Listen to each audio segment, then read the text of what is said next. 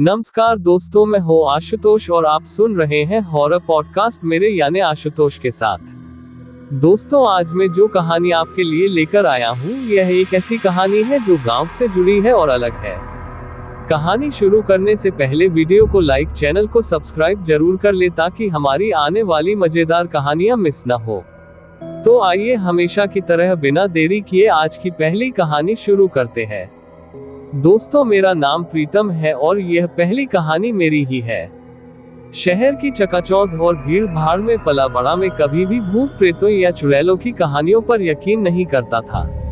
मेरे लिए सब बस पुराने जमाने की बातें थी जिन्हें बड़े बुजुर्ग बच्चों को डराने के लिए सुनाते थे। लेकिन जब पहली बार इन सब चीजों से सामना हुआ था तब मुझे पता चला कि ये सब इतना खौफनाक होता है। उन दिनों मेरे पिताजी की तबीयत खराब रहने लगी थी। उन्हें अस्थमा की बीमारी होने का डॉक्टर ने अनुमान लगाया था। डॉक्टर ने उन्हें कुछ महीने अपने गांव चले जाने के लिए कहा था, तो मुझे भी उनके साथ में गांव जाना पड़ा।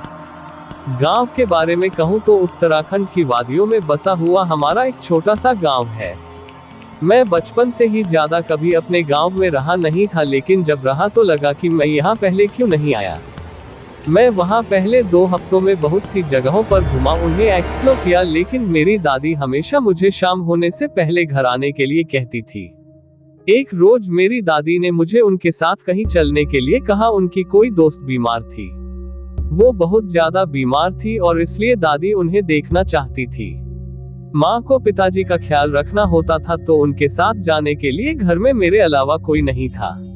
हम दोनों पैदल ही बाहर उतरकर कच्ची पगडंडी वाले रास्तों से नीचे उतरे। दादी ने अपनी पूरी उम्र उन पहाड़ियों में गुजारी थी, तो पहाड़ चढ़ना और उतरना उनके लिए रोज का काम था, लेकिन मेरे लिए वह थका देने वाला था। हमारा पूरा दिन वहीं चला गया। शाम होते होते दादी और मैं वापस घर के लिए निकल पड़े। तब इतना ज्यादा अंधेरा तो नहीं था, लेकिन घने पेड़ों के कारण वातावरण अंधकारमय हो चुका था। चलते चलते दादी मुझे उनके किस्से सुना रही थी कि कैसे उन्होंने अपनी पूरी उम्र यहाँ बिताई है। और तब मुझे एक जगह रास्ते के किनारे एक बकरी दिखाई दी। मैंने धीरे से कहा, दादी ये देखो एक बकरी। दादी बोली, बकरी लगता है रास्ता भटक गई है। दादी ने बस एक नजर उसकी तरफ देखा और एकदम से अपने नजर हटाते हुए कहा, सामने देखो और सीधे चलते रहो। मुझे दादी की बात पहले तो समझ नहीं आई। दादी अंधेरा होने वाला है और वह यहाँ सुनसान जगह पर क्या कर रही है। उसका कोई मालिक भी आसपास नजर नहीं आ रहा, कहीं वह मर गई तो क्या होगा। दादी ने फिर वही कहा। मैंने बोला, ना के सामने देखो और सीधा चलते रहो। मुझे थोड़ा सरप्राइज लगा कि दादी ऐसे क्यों बोल रही है। मैंने 2-3 बार मुड़कर देखा तो बकरी वहाँ पेड़ के पास झाड़ियों में खड़ी होकर हमें घूर रही थी। इस बार मुझे थोड़ा अजीब लगा, क्योंकि बकरी जैसा जानवर कहीं किसी को ऐसे नहीं घूर सकते। जानवर तो बस घास चरते हैं या फिर जानवर वाली हरकतें करते हैं, ऐसे एक टक नहीं देख सकते। कुछ थोड़ा दूर जाने पर मैंने फिर से मुड़कर देखा। वो बकरी अभी हमें घूरकर देख रही थी। और अजीब बात ये थी कि बकरी होकर भी उसके चेहरे पर एक अजीब सी मुस्कान थी। एक पल के लिए मुझे ऐसा लगा कि मैंने ये क्या देख लिया। मैंने दादी से कहा, दादी वह बकरी तो मुस्कुरा रही है। दादी ने मेरा हाथ पकड़कर खींचा। मैंने तुझे कहा ना, सीधा सामने देख और घर चलता रह। अब बस चुपचाप चलता रह। कुछ भी दिखाई दे तो उसकी तरफ ध्यान मत दे। मुझे तो कुछ समझ नहीं आ रहा था कि ये सब क्या था। दादी भी थोड़ा तेज चलने लगी थी। मेरा हाथ पकड़कर मुझे आगे आगे तेजी से खींचे जा रही थी। कुछ और आगे जाने पर हमें बकरी की आवाज सुनाई दी। मेरा ध्यान अपने आप ही आसपास चला गया। मैं अपनी आंखों को घुमाकर यहाँ वहां देखने लगा, लेकिन आवाज को सुनकर दादी और भी तेज चलने लगी और बोल रही थी, तेज चल, अंधेरा होने वाला है। मुझे थोड़ा डर जरूर लगा था, लेकिन मुझे ये बात समझ नहीं आ रही थी कि इसमें इतना डरने वाली कौन सी बात थी। और तब मैंने देखा कि फिर एक बकरी हमारे आगे एक पेड़ के पीछे से निकलकर बाहर आकर खड़ी हो गई थी। और वो ऐसा एकटक देख रही थी कि जैसे कोई इंसान घूरता है। उसे देख दादी ने रास्ता बदल दिया और अब हम रास्ते के बाईं ओर से चलने लगे। दादी चलते चलते बार बार यही शब्द बोले जा रही थी, तेज चल और सामने देख। जब हम उसके पास से गुजर रहे थे तब हमें फिर से बकरी की आहट सुनाई दी। आवाज को सुन मेरी नजर अपने आप ही दाईं तरफ घूम गई और एक बार फिर मुझे वो बकरी अजीब तरह से मुस्कुराती हुई दिखाई दी। ये चीज आखिर है क्या, और वह पीछे से एकदम से सामने कैसे आ गई? न उसके चलने की आवाज सुनाई दी और नहीं दौड़ने की। दादी ने तब जोर से मेरे सर पर मारा। नालायक, मैंने कहा ना तुझे सामने देख और चुपचाप चल। इतने जोर से मारा कि मैं हक्का बक्का रह गया और इस बार मैं चुपचाप सर झुकाकर उनके साथ चलने लगा। चलते चलते दादी कुछ बड़बड़ा रही थी। शायद वो कोई प्रार्थना या मंत्र जैसा कुछ बोल रही थी और मैं इसलिए डरा था क्योंकि मुझे पता ही नहीं था कि वो सब क्या हो रहा है और उसके आगे क्या होने वाला है। जब हम किसी चीज के बारे में जानते हैं तो हम पहले से ही उसके लिए तैयार होते हैं, पर मेरे साथ यह सब जो हो रहा था, जो मैं देख रहा था, वो पहली बार हो रहा था। एक तो हम ऊबड़ खाबड़ रास्ते से चल रहे थे, ऊपर से चढ़ाई वाला रास्ता था। दादी के लिए वो इतना कठिन नहीं था, पर मुझे तेजी से ऐसे पहाड़ी वाले रास्ते चलने की आदत नहीं थी और अब मेरे पैर दर्द करने लगे थे। मैंने दादी से सवाल किया, दादी क्या हुआ? तुम इतनी डर क्यों रही हो? मेरे पैर दर्द कर रहे हैं दादी। दादी फिर भी चलती रही। मैं भी बस चलता रहा।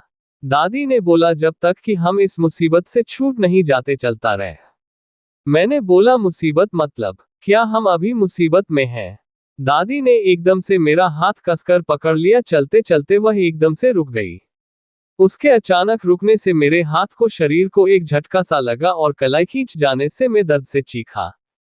दादी ने एकदम से मेरा मुंह बंद कर दिया और तब मैंने सामने देखा। हमारे सामने एक अजीब सा जीव खड़ा था। बहुत ही अजीब। उसका शरीर किसी बकरी जैसा था, लेकिन हाथ और पैर किसी औरत जैसी। आंखें लाल पीली थी और उसके चेहरे पर वही डरावनी मुस्कान थी जो मैंने बकरी के चेहरे पर देखी थी। दादी ने फिर से मेरा मुंह बंद करते हुए कहा, बोलना मत। उस चीज को देख मैं डर के मारे कांपने लगा। मेरे दिल की धड़कन तेज हो गई थी। वह अजीब जीव हमारी ओर देख रहा था, हमें घूर रहा था। उसकी लाल पीली आंखें अंधेरे में चमक रही थी। दादी ने मेरे हाथ को कसकर पकड़ा और मुझे धीरे धीरे पीछे की ओर खींचने लगी। मैं अपने कदम संभालने की कोशिश कर रहा था, लेकिन डर के कारण मेरे पैर कांप रहे थे। दादी ने मुझे कान में फुसफुसाते हुए कहा, धीरे धीरे पीछे हट। हम धीरे धीरे पीछे हटने लगे। वह अजीब जानवर हमारी ओर बढ़ने लगा। उसके कदमों की आवाज सुनाई दे रही थी। मैंने दादी का हाथ और जोर से पकड़ लिया। हम जैसे जैसे पीछे हट रहे थे, वो जीव हमारे और भी करीब आ रहा था। तभी अचानक दादी ने मेरे कान में जोर से कहा, भागो, और हम दोनों भागने लगे। मेरे पैरों में दर्द हो रहा था, लेकिन डर के मारे मैं भागता रहा। हम दोनों भी तेजी से पहाड़ी रास्तों से भाग के नीचे की ओर जा रहे थे। पीछे से उस जीव की डरावनी हंसी की आवाज सुनाई दे रही थी। मेरी हिम्मत जवाब देने लगी थी, लेकिन फिर भी मैं दादी का हाथ पकड़े भागता रहा। दादी भागते हुए बार बार यही कह रही थी, पीछे मत देखना, जो भी हो जाए बस पीछे मत देखना। भागते हुए हमें कच्ची सड़क पर पहुंच गए और तब दादी ने एक घर की ओर इशारा किया, वहां जाओ, जल्दी से किसी को बुलाओ। मैंने अपनी पूरी ताकत लगाकर दौड़ लगाए और एक घर के दरवाजे पर पहुंचकर जोर से खटखटाया। दरवाजा खुला और अंदर से एक बूढ़ा आदमी बाहर आ गया। उसने कुछ देखा और मुझे अंदर खींच लिया और तब दादी भी पीछे से दौड़ती हुई घर के अंदर आ गई। बूढ़े आदमी ने झट से दरवाजा बंद कर दिया। हम दोनों वहीं एक जगह पर बैठ गए। तुरंत ही उस आदमी ने घर की सभी खिड़कियां भी बंद कर दी और कुछ देर बाद हमें घर के आसपास बकरी की आहट सुनाई देने लगी, लेकिन हम चुपचाप अंदर बैठे रहे। कभी बकरी की आवाज सुनाई देती, कभी हंसने की आवाज आती। बार बार कोई चीज दरवाजे को खटखटा रहा था, लगता जैसे कोई जानवर दरवाजे को कुरेद रहा है। काफी देर बाद वो सब शांत हो गया। मैं इतना डर गया था, मुझे उतने से ही बुखार चढ़ गया। लेकिन भला उस बूढ़े आदमी का जिसने हमें बचाया? मैंने कांपते हुए पूछा। दादी, वह क्या था? दादी ने मेरी ओर देखा और कहा, वो चुड़ैल थी। बुरी आत्माएं हैं जो किसी कारणवश इस दुनिया में फंस जाती है और फिर वो लोगों को परेशान करती है। बकरी नहीं थी, वो चुड़ैल थी जो बकरी का रूप लेकर हमें भ्रमित कर रही थी। मैंने डरते हुए पूछा, तो क्या अब हम सुरक्षित हैं? तब बूढ़े आदमी ने मेरा हाथ पकड़ा। हाँ, हम इस घर में सुरक्षित है। घर पवित्र है और यहाँ ऐसी आत्माओं का प्रवेश वर्जित है। बाहर जाना खतरनाक होगा, इसलिए आप दोनों आज रात यहीं पर गुजार लें। हम पूरी रात उस घर में रुके रहे। पूरी रात हमें बाहर से चुड़ैल की हंसी की आवाज सुनाई देती रही, लेकिन दादी और वह बूढ़ा आदमी रात भर प्रार्थना करते रहे। मैंने भी भगवान से प्रार्थना की कि रात जल्दी खत्म हो जाए और हम सुरक्षित अपने घर पहुंच जाए। अगली सुबह सूरज की किरण जब कमरे में आई तब जाकर हमें थोड़ी राहत मिली। दादी ने मुझे जगाते हुए कहा, अब हम सुरक्षित हैं, चलो हम घर चलते हैं। हमने उस बूढ़े आदमी का धन्यवाद दिया और वापस अपने घर के लिए निकल पड़े। रास्ते में दादी ने मुझे कहा, याद रखना कभी भी शाम के बाद बाहर मत रहना और अगर कुछ अजीब है तो उसकी ओर ध्यान न देना। वो दिन मेरी जिंदगी का सबसे डरावना अनुभव था। उस दिन के बाद से मैं हमेशा सावधान रहता हूँ और दादी की बातों को ध्यान में रखता हूँ। उस घटना ने मुझे ये सिखाया कि गांव की कहानियों में भी सच्चाई हो सकती है और इसलिए हमें हमेशा सतर्क रहना चाहिए। तो दोस्तों, ये थी पहली कहानी। आइए अब दूसरी कहानी सुनते हैं। लक्ष्मण और उसकी पत्नी रूपा का एक छोटा सा घर था जो कि गांव के बाहर 2 किलोमीटर दूर एक खेत में स्थित था। ये कहानी तब की है जब गांव में बिजली नहीं थी और केरोसिन के दियों की रोशनी उनका सहारा थी। बारिश के दिन थे और आसमान में काले बादल छाए हुए थे। शाम ढल चुकी थी, धीमी बारिश शुरू हो गई थी और बारिश के कारण लक्ष्मण खेतों में काम खत्म कर अभी अभी घर लौटा था।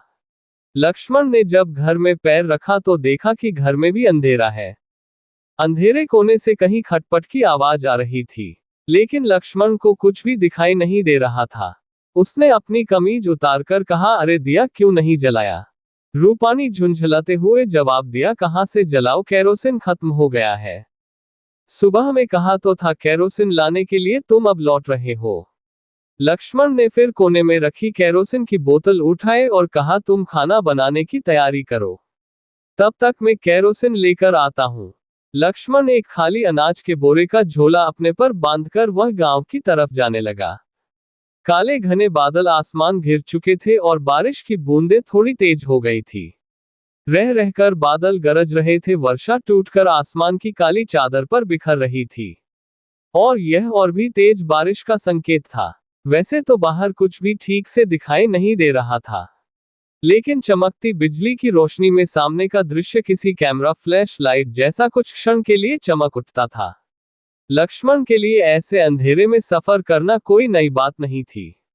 गांव के रहने वाले लोगों को अपने गांव के रास्तों की इतनी आदत पड़ चुकी होती है कि उनके कदम अपने आप ही रास्ता ढूंढ लेते हैं। अब लक्ष्मण चलते चलते काफी दूर आ चुका था। तभी अचानक बारिश और भी ज्यादा बढ़ गई और इसलिए वह एक पेड़ के नीचे रुक गया। तभी उसे बकरी के बच्चे की आवाज सुनाई दी। उसने अपने आसपास देखा, उसे झाड़ियों में छुपा एक बकरी का बच्चा दिखाई दिया। उसने मन ही मन में सोचा कि बकरी का बच्चा किसका होगा।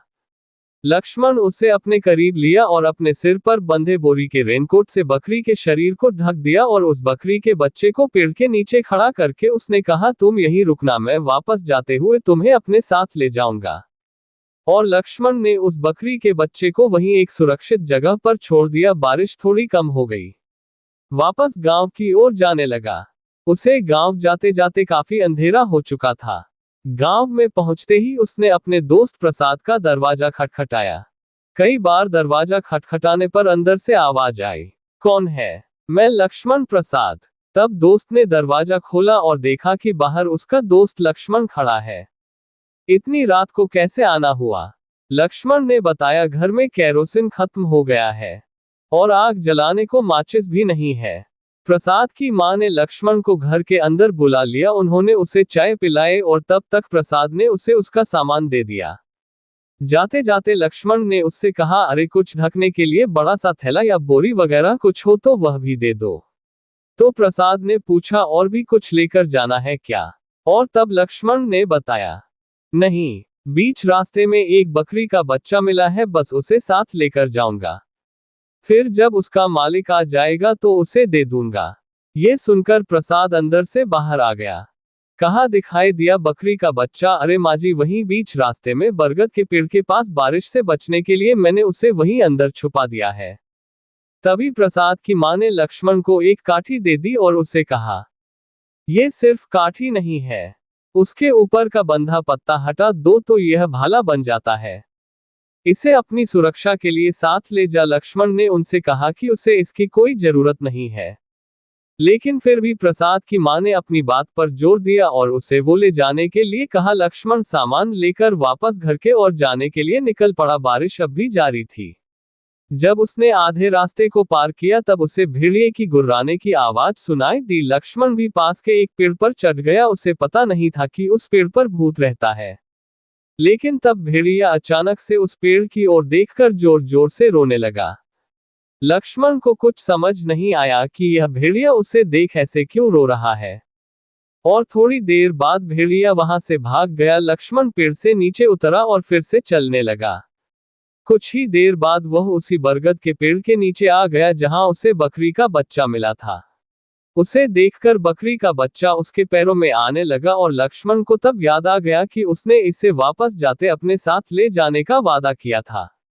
लक्ष्मण ने उस बकरी के बच्चे को अपने कंधे पर उठा लिया। कुछ 8-10 कदम आगे गया था कि बकरी के बच्चे के पैर फिसलकर नीचे आ गए। उसके पैर लक्ष्मण के पेट तक लटक रहे थे। लक्ष्मण ने फिर से उसे संभाला और उसे पीठ के पीछे रखकर पैरों को सामने पकड़ा और उसे ठीक से पकड़कर लक्ष्मण फिर से चलने लगा। फिर कुछ और आगे जाने पर लक्ष्मण को फिर से महसूस हुआ कि बकरी के बच्चे के पैर बढ़ रहे हैं। जैसे जैसे आगे जाने लगा वैसे वैसे बकरी का बच्चा अपने पैर बढ़ाने लगा। उस बकरी के बच्चे के पैर फिर से लक्ष्मण के पेट के नीचे तक बढ़ गए थे। लक्ष्मण तब सोचने लगा, जब मैंने इसे अपने कंधे पर लिया था तब तो उसके पैर इतने लंबे नहीं थे।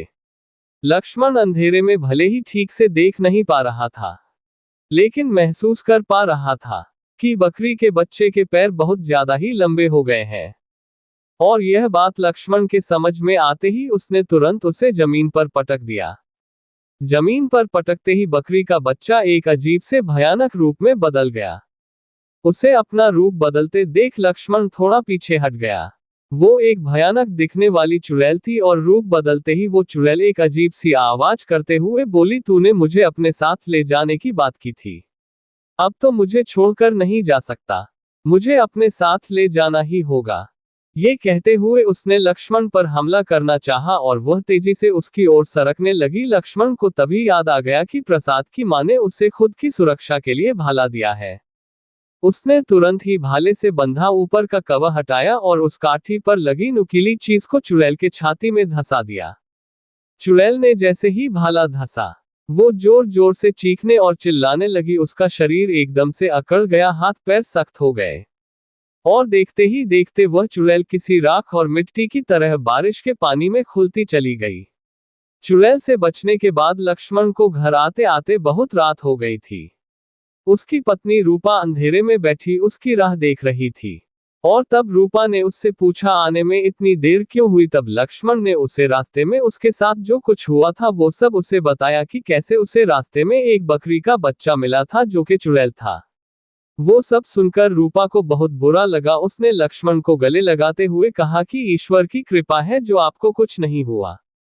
और फिर उन दोनों ने भगवान से प्रार्थना की और उसके बाद रूपा केरोसिन और माचिस लेकर सबसे पहले घर में दिया जलाया और उसके बाद खाना बनाने के लिए चली गई। अब ये कहानी भले ही आपको काल्पनिक लगे, लेकिन मेरा यह मानना है कि गांव के बुजुर्ग लोग हमें जो कहानियां सुनाते हैं, जो किस्से बताते हैं, उनमें कहीं ना कहीं एक सच छुपा होता है। वो सच जो उन्होंने महसूस किया है। भले ही उनकी कहानियां, उनके किस्से अंधविश्वासों से भरे हुए हो, लेकिन उनमें कहीं ना कहीं सच्चाई छिपी हो सकती है। समय के साथ साथ हम कितना भी सीख जाए, कितना भी बदल जाए, लेकिन कुछ पुराने अनुभव और कहानियां हमेशा हमें सिखाने के लिए कुछ न कुछ जरूर छोड़ जाते हैं। उनके खौफनाक अनुभव, उनकी डरावनी यादें हमारे लिए एक सीख की तरह होती है। तो दोस्तों, ये थी दूसरी कहानी। आप हमें कमेंट करके बता सकते हैं कि आपको हमारी कहानियों में से कौन सी कहानी ज्यादा पसंद है। और हमारे वीडियो को लाइक और चैनल को सब्सक्राइब जरूर कर लीजिए। धन्यवाद।